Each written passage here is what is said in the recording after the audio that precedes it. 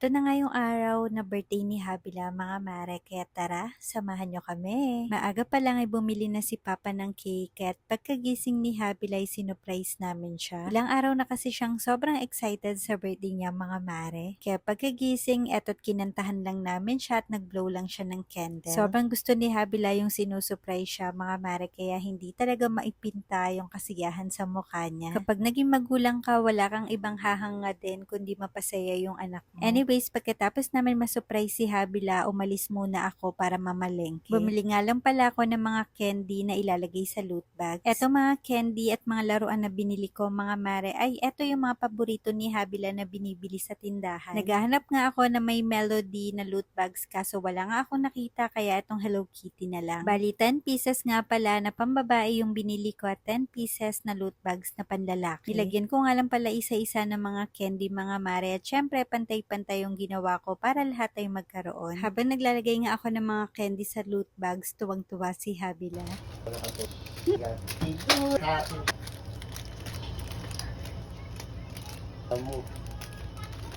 Kayo na. Visitor mo, ha? Okay? One. Doon. Kayo urong yung Ano si...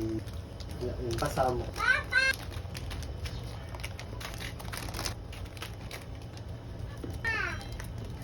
Ganda.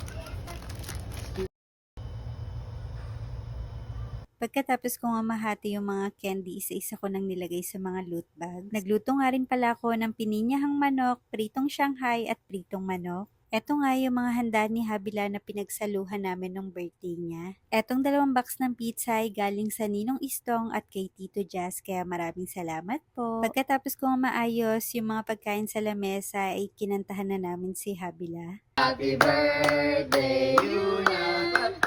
Happy birthday, happy birthday, happy birthday, Yuna! Load na ka din. Oh, wish na. Okay, go! Oh, gano'n.